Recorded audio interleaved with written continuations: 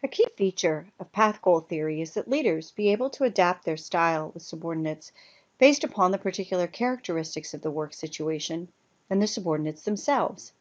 House described 4 different approaches that a leader can adopt. The directive approach involves making followers fully aware of what's expected of them and what they need to do to improve performance.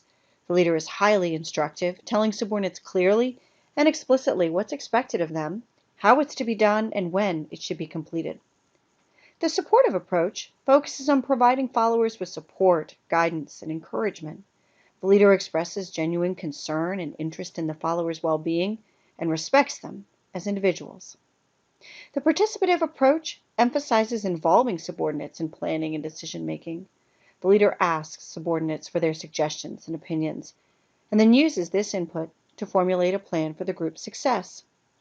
Finally, the achievement-oriented approach involves setting high expectations for subordinates and expressing faith in their ability to meet these expectations.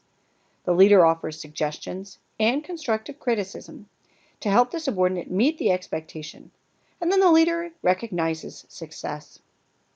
A key aspect of the path goal theory is that leaders modify their approach with subordinates based upon the demands of the work environment and the characteristics of the subordinates with whom they are working. First, let's explore how the characteristics of the subordinates or followers should influence the leader's behavior. The leader should be mindful of subordinates' need for connection, their desire for structure, their desire for involvement in planning, and how confident they are in their ability to perform the task. Now, for followers who appreciate clear direction and authority, who have little desire for control, and who may be unsure about how to approach a task, the directive approach is likely to work best. For those who are not particularly satisfied with their work, find it stressful, or who desire greater connection and communication with the team, the supportive approach will be valued.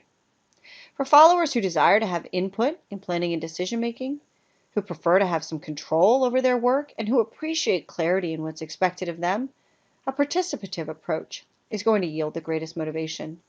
And finally, for followers who have high expectations of themselves and wish to perform at a high level, the achievement-oriented approach will be most effective. This means that the leader's approach may differ from one employee to the next. Additionally, the leader's flexibility in determining the right behavior style will be influenced by characteristics of the work environment.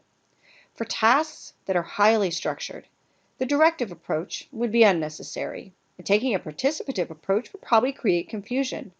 Rather, employees will be more motivated by a leader who expresses concern and encouragement, and who creates opportunity for meaningful connection among team members. By contrast, for tasks that are more ambiguous and complex, one of the other 3 styles will provide the greatest motivation. For example, if a task is complex and employees are unsure of how to approach it, they might really appreciate the straightforward, instructive approach of directive leadership. However, and this is really the heart of the theory, they might be more motivated when the leader invites their input into how to best approach the task. It really depends upon the employee.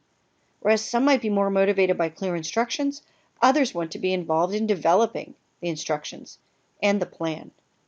The key for this theory is that the leader needs to match their behavior with the demands of the work environment and the characteristics of their subordinates. This theory can be quite complex, and frankly, it's a little difficult to implement in the practical setting in many situations. However, it does provide some really good ideas for the leader who wishes to tailor their approach with their particular subordinates.